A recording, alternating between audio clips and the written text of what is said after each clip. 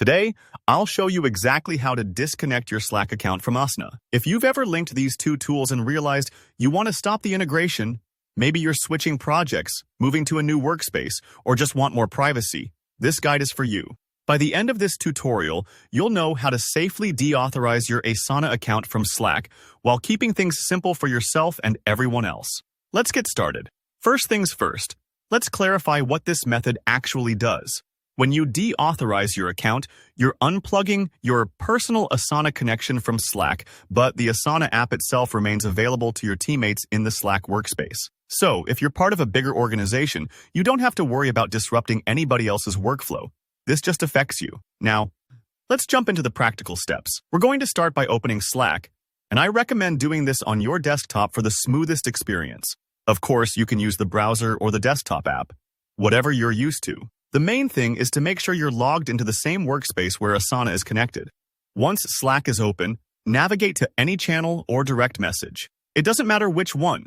You won't be disturbing anyone or posting anything public here. This is all private to you. Now, in the message field, you'll type out a special command. It's called a slash command because you start with the slash symbol. Go ahead and enter Asana settings and hit enter. Slack will now generate a message right in that chatter channel. Again, don't worry, this is only visible to you. The message will show your current Asana settings connected to Slack.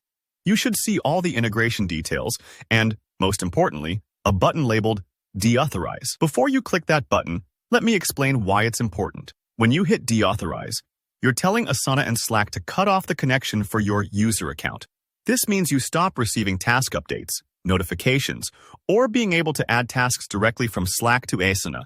It's a great way to declutter your notifications, focus your workflow, or simply regain some privacy if you're leaving a project. So let's continue. Click that Deauthorize button. Sometimes it might take a few moments for Slack and Asana to process the disconnection.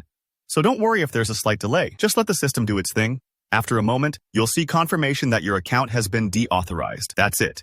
Your Asana and Slack accounts are no longer linked for you personally. Remember, this method is just a temporary or personal disconnection. The Asana app stays installed on the workspace, which is great because your team can keep collaborating without interruption. If you ever need to reconnect in the future, you can simply authorize again through the same settings menu. And there you have it, a quick, safe, and easy way to disconnect Slack from Asana for just your account.